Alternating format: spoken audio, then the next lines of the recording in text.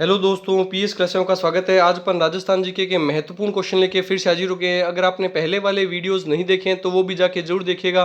सारे के सारे इंपॉर्टेंट क्वेश्चन है और यह क्लास पशु परिचर और राजस्थान में होने वाली सभी प्रतियोगी परीक्षाओं के लिए बहुत ज़्यादा इंपॉर्टेंट है, तो क्लास को अच्छे से देखिएगा। स्थापत्य कला का जनक किसे कहा जाता है? वेरी वेरी इंपॉर्टेंट क्वेश्चन लगा लीजिएगा। और ये बहुत अच्छा क्वेश्चन और कई बार आ चुका है और इसके इंपॉर्टेंट फैक्ट और भी ज़्यादा अच्छे से नोट कीजिएगा।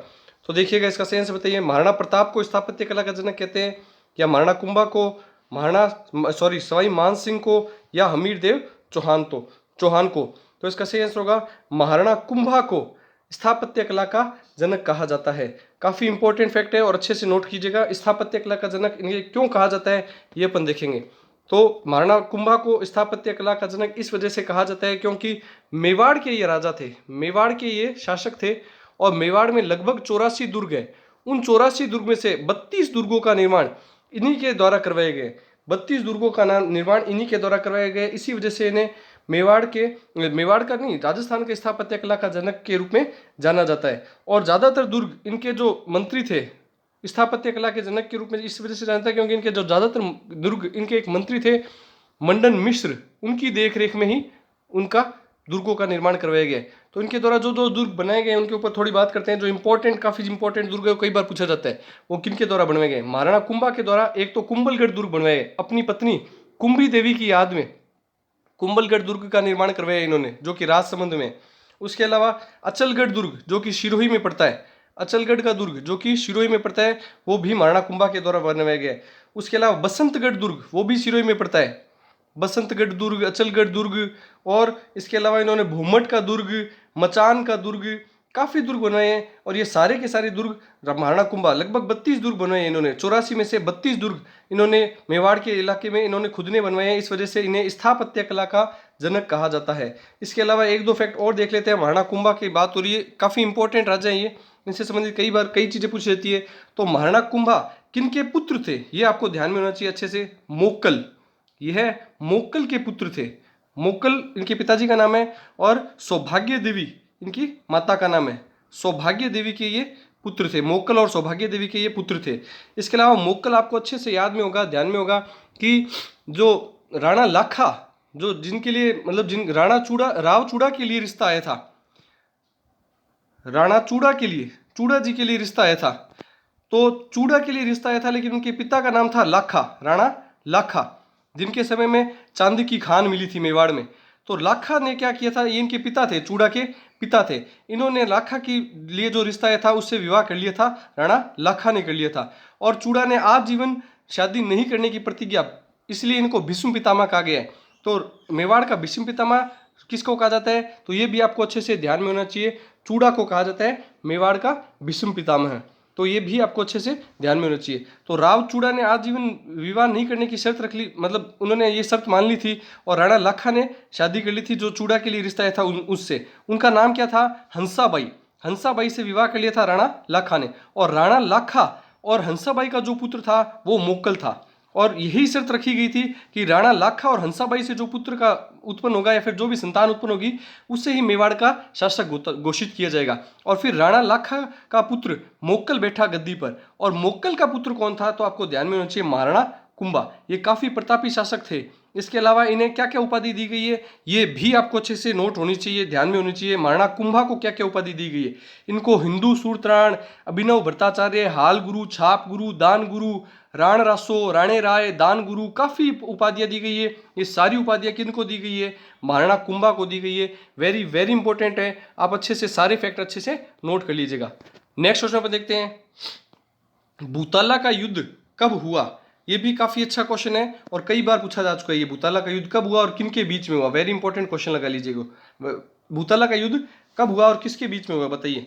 1227 में हुआ, 1422 में हुआ, 1441 में हुआ, या 1303 में हुआ? तो इसका आंसर होगा 1227 में हुआ था। 1227 ईस्वी में हुआ था भूताला का युद्ध। और किसके बीच में हुआ था? तो ये आपको ध्यान चाहिए, जैत्र सिंह। मेवाड़ के शासक कौन थे? जैत्र सिंह। और सामने कौन था इनके? इल्तुतमिश। सामने था इनके इल्तुतमिश। इन दोनों के बीच में हुआ था। तो मेवाड़ के शासक जैत्र सिंह और इल्तुतमिश के बीच में यह युद्ध हुआ था। और ये क्या इसने क्या किया था, इल्तुतमिश ने तो नागदा चित्तौड़ में आग लगा करके ये चला गया था। उसके बाद में जयद्र सिंह ने इनसे युद्ध किया था और युद्ध करने के पश्चात भूताला का युद्ध हुआ जिसमें जयद्र सिंह की विजय हुई थी और इल्तुतमिश को पराजित कर दिया गया था। तो ये काफ़ी इंपॉर्टेंट युद्ध है और कई बार पूछा जाता है ये।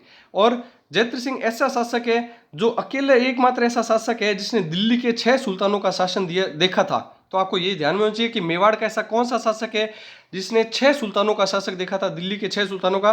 तो आपको ध्यान में होना चाहिए जयद्र सिंह इसका सही आंसर है। तो इसका सही आंसर होगा 1227 में भूताला का युद्ध हुआ था। नेक्स्ट क्वेश्चन देखते हैं, महाराणा प्रताप को समझाने के लिए अकबर ने कितनी बार शिष्टमंडल भेजे। वेरी वेरी इंपॉर्टेंट लगा लीजिए, स्टार लगा लीजिए इस क्वेश्चन को, और कई बार आ चुका है ये क्वेश्चन। और ये भी पूछा जाता है कि किस क्रम में भेजे, ये भी बहुत बार पूछा जाता है कि पहले किसको भेजा गया, दूसरे शिष्टमंडल के रूप में किसे भेजा गया, ऐसे कई बार पूछा जाता है।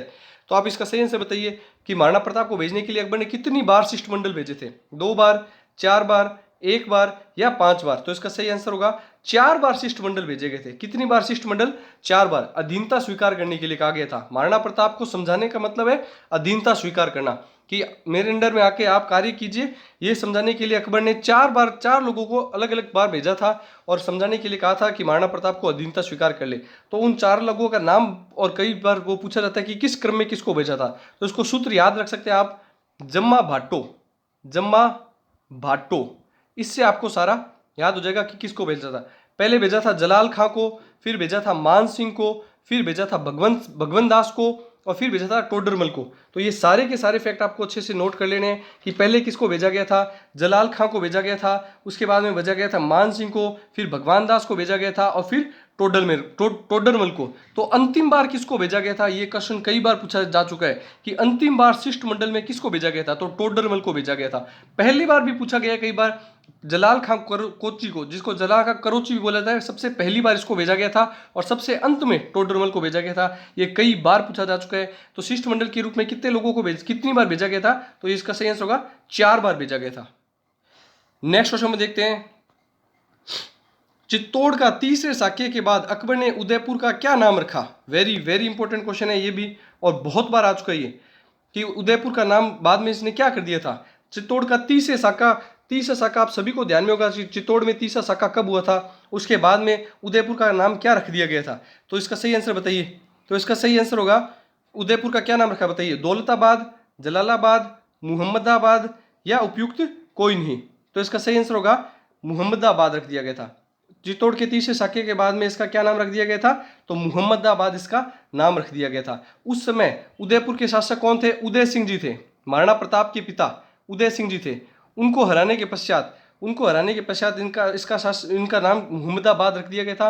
वेरी इंपॉर्टेंट है और आप अच्छे से नोट कीजिएगा, काफ़ी ज़्यादा बार पूछा गया ये क्वेश्चन। नेक्स्ट क्वेश्चन में देखते हैं, राजस्थान के इतिहास के लेखन के पितामह कौन कहलाते हैं। वेरी वेरी इंपॉर्टेंट क्वेश्चन लगा लीजिए, ये भी बहुत बार आ चुका है। ये सारे क्वेश्चन इंपॉर्टेंट है और कई बार पूछे गए हैं, वही क्वेश्चन अपन कर रहे हैं। तो इसका सही से बताइए, इसका सही से बताइए, general George Thomas, colonel James Tod, Gaurishankar Hirachand Ojha या चंद्र बरदई। इसका सही आंसर होगा कर्नल जेम्स टॉड को राजस्थान के इतिहास लेखन के पितामह के रूप में जाना जाता है। ये 19वीं शताब्दी के अंदर राजस्थान में आए थे, 19वीं शताब्दी के दौरान ये राजस्थान में आए थे और इन्होंने ही रायथान, रजवाड़ा, राजस्थान शब्द का प्रयोग किया था। ये आपको अच्छे से नोट करना है कि क्या क्या शब्दों का इन्होंने प्रयोग किया था। और इनकी 2 पुस्तकें काफ़ी बार पूछी जाती है। इनके द्वारा 2 पुस्तकें लिखी गई थी कर्नल जेम्स टॉड के द्वारा। वो 2 पुस्तकों के नाम क्या क्या हैं, एक तो नाम है annals and antiquities of Rajasthan, annals, वापस से लिख देता हूँ, एनाल्स एंड, नोट कर लीजिएगा ये, एनाल्स एंड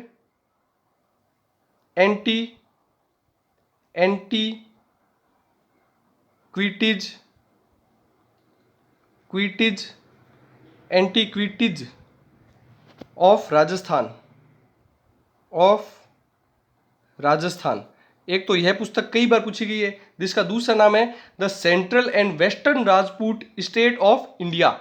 यह भी कई बार पूछा जाता है। दोनों ही नाम एक ही पुस्तक के हैं, तो या तो ये याद रख लीजिएगा या फिर वो याद रख लीजिएगा, annals and antiquities of Rajasthan. और एक और पुस्तक है जिन्होंने अपने जो इन्होंने राजस्थान में यात्रा की थी, तो उसके ऊपर लिखी थी travels in western India, travels in western India, अपने यात्रा वृत्तांत पर इन्होंने लिखा था, जो राजस्थान में इन्होंने यात्रा की थी उसके ऊपर लिखा था। और travels in western India, west में ही पड़ता है, पश्चिमी इलाके में पड़ता है राजस्थान इंडिया के, तो इसमें इन्होंने पुस्तक लिखी ट्रेवल्स इन वेस्टर्न इंडिया। ये दोनों पुस्तकें वेरी वेरी इंपॉर्टेंट है। और कर्नल जेम्स टोड को ही घोड़े वाले बाबा के रूप में भी जाना जाता है। ये भी पूछा जा चुका है कि घोड़े वाले बाबा किन्हें कहा जाता है, तो ये भी आपको अच्छे से ध्यान होना चाहिए। कर्नल जेम्स टोड को ही घोड़े वाले बाबा कहा जाता है। और राजस्थान के इतिहास लेखन के पितामह भी किन्हें कहा जाता है, colonel James Tod. Very very important question है, अच्छे से सारे फैक्ट नोट कर लीजिएगा।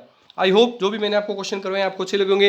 वीडियो को ज़्यादा से ज़्यादा दोस्तों में स्टडी ग्रुप में शेयर जरूर किया कीजिए। चैनल को लाइक शेयर सब्सक्राइब कीजिए और ऐसे वीडियो देखने के लिए चैनल के साथ बने रहिए। Thank you.